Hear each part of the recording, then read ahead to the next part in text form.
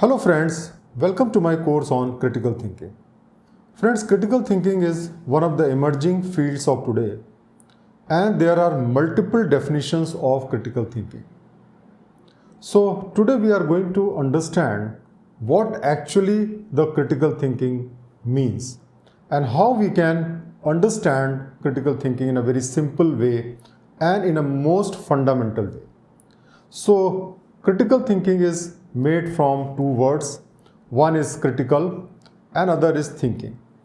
So the type of thinking which is critical. Now what is the meaning of critical? When we talk about the word critical, it basically means that we are saying what is wrong with something.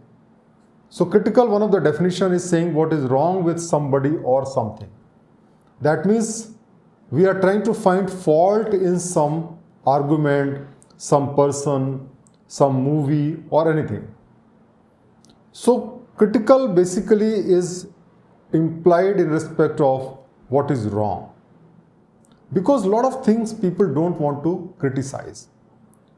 You don't want to criticize a person. You don't want to criticize a religion. You don't want to criticize a leader.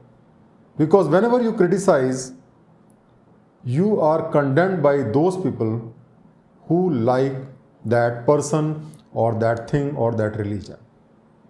Nevertheless, somebody has to take the stand and criticize or tell what is wrong with something.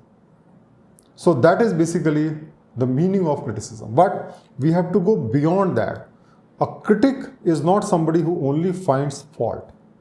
So another definition is describing the good and bad points of something. That means if you are really a critic, a good critic, you will not only see the negative things, but also you will see the positive things of something. So critical, second meaning is that we see the positive thing and also the negative things. And then what is the purpose of looking both? Is that we must then do an analytical evaluation after knowing the positive things and the negative things.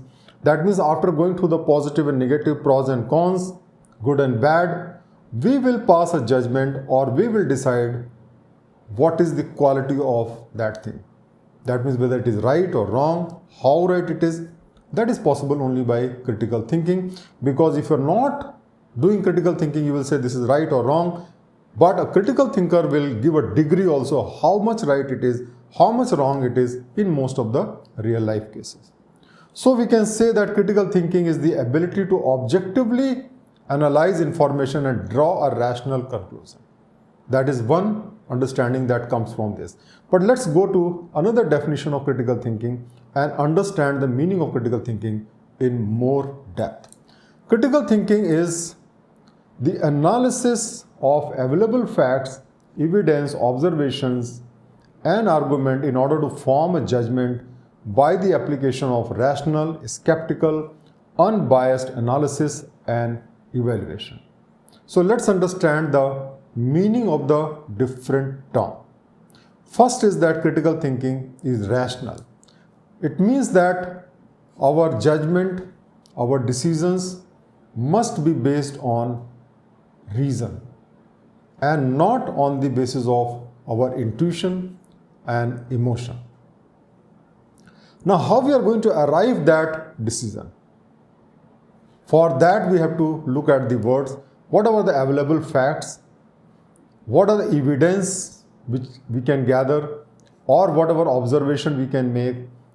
And then on the basis of the arguments. It is not on the basis of emotion, but on the basis of the argument that we come to the critical thinking. And so the first requirement is that whatever decision we are doing, that should be based on reason. Second is skeptical, having an attitude of doubt. Now, many people don't have this sort of attitude. For example, they will say, God is there, or they will say there is no God, or they will say this person is good, this leader is good, this policy is good, communism is good, capitalism is good. And they will make a judgment where there is no scope of doubt. The reality is that everything has certain amount of falsification or some amount of doubt. You may be sure 99.99%, but it's very difficult to be sure for 100%.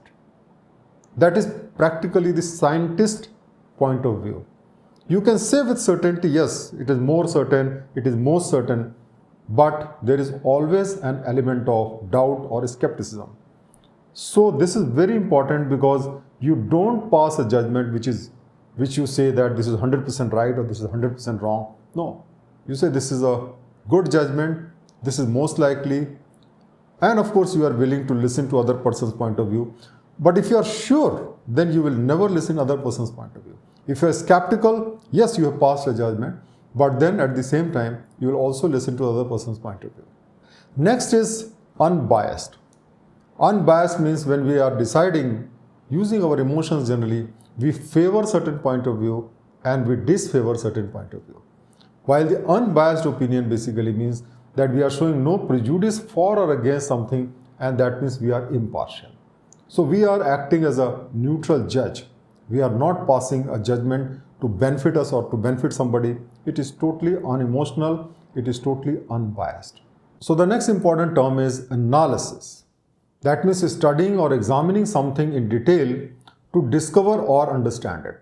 That means we are not deciding the things on the basis of superficial knowledge, but if required, we will go into depth of the thing, and then only we will pass a judgment. We'll get into the part of it, and then we'll try to formulate an argument, and complete picture we'll try to present. That is what is analysis. And finally, the evaluation. The process of judging or calculating the quality, importance, amount or value of something. That means we are not going to say this is right or wrong, this is good or bad, but how good it is, how bad it is.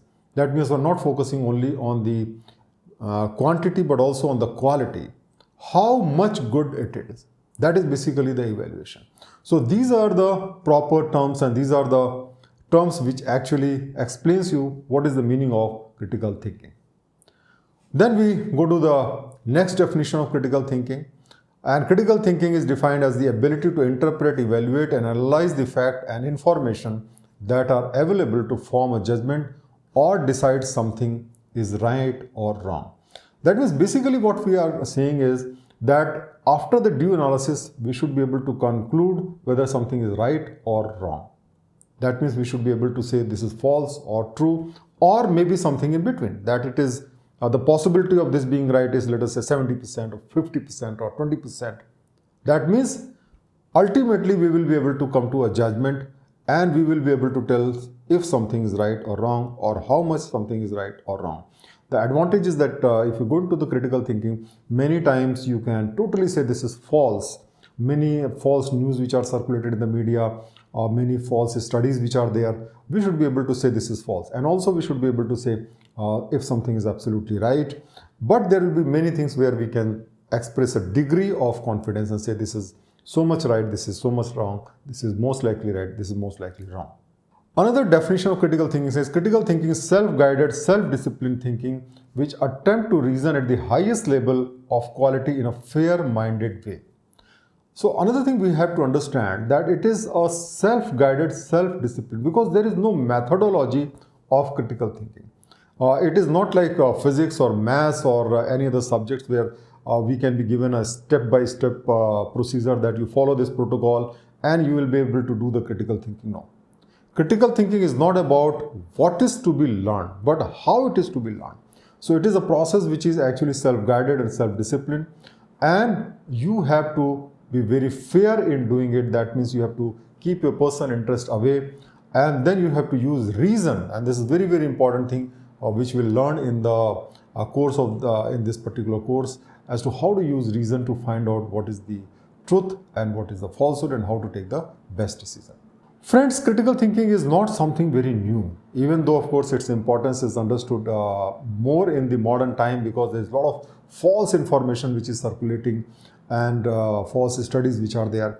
But if you look at the history of critical thinking, I think 2500 years ago, Gautam Buddha has given the concept of critical thinking in a very, very precise manner, when he said, do not believe in anything simply because you have heard it, or do not believe is anything because it is spoken or rumored by many. We generally believe that if a lot of people are saying it, that means it should be right. Do not believe on anything simply because it is found written in your religious books. This is also one of the things that something is written in the religious book, whether it is Bible or Quran or Gita or any other religious book. We say that because it is written there, so that must be true without actually analyzing it. And Gautam Buddha has advised us not to do that. Do not believe in anything merely because of the authority of your teachers and elders. Many times we don't question our elders because our parents are saying so, our teachers are saying so, so we should accept. No, that also you have to get rid of. Do not believe in traditions because they have been handed down for many generations. Just because something is followed from generation to generation, it does not mean that it is right. But that does not mean that we should not believe on anything. It says that, Gautam Buddha clearly says that after observation and analysis, when you find that anything agrees with reason and conducive to the good and benefit of one and all, then accept it and live up to it. So what a beautiful quotation of Gautam Buddha, who has warned us not to believe something without due analysis, without applying the reason. And after the reason, after our observation, if we find something is right, then only we should believe. And this is precisely the meaning of critical thinking. I think Gautam Buddha's quote has expressed it in the best possible manner. But how do we achieve critical thinking? Now, there are certain steps. These are, of course, not hard-coded or totally exhaustive steps, but these are the basic steps which we can follow to develop our critical thinking. The first is that we should correctly assess the quality of the information. Nowadays, a lot of false information is coming from multiple sources. And so we should be able to find out whether the information is right or wrong and what is the quality of it. Some information may pose to be very authentic, but their quality may be poor. And so the quality of the information we should find out. Then understand the prejudices and cognitive biases. Now this is very important because we are emotional creature. All of us are emotional creature, and we all have certain liking and disliking. We all have certain biases because of our experiences, because of our learning. So we have to understand that, and the cognitive biases for which we are going to learn most in detail in the subsequent classes. That also we should understand so that we can avoid those biases and take the fair decision. We should apply the logical reasoning to discover the truth. Now this is also very important, that we should be able to use the logical reasoning, and we are going to discuss a lot of methods and a lot of ways of argumentation, and also what are a lot of false logics which are there. So those things we should understand so that we don't use false logic, and logical fallacies we should avoid so that we can discover the truth. We should use the logical fallacies to demolish the false argument. So we should understand what is logical fallacies, and thereby we can demolish those arguments. So unless we learn the logical fallacies for which we are having a very exhaustive lectures, we will not be able to demolish the false argument because they looks like very real type of argument. So logical fallacy is also very important part of critical thinking. Avoid using emotions and intuition for important decision making. So whenever we are doing any decision making, we must try to avoid the emotions and intuition, rather go to the fact as far as possible, and particularly when we are doing an important decision making. For casual decision making, small decision making, we can still go for the intuition, but if there is an important decision making, we must avoid intuition and emotions.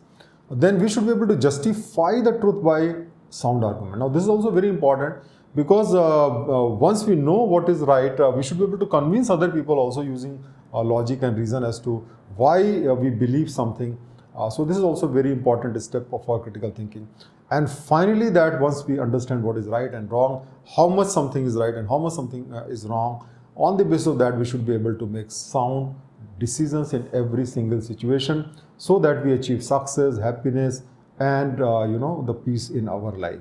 So friends, in today's session, we learned about what is basically critical thinking, and we shall learn more about that in the next classes. Thank you very much.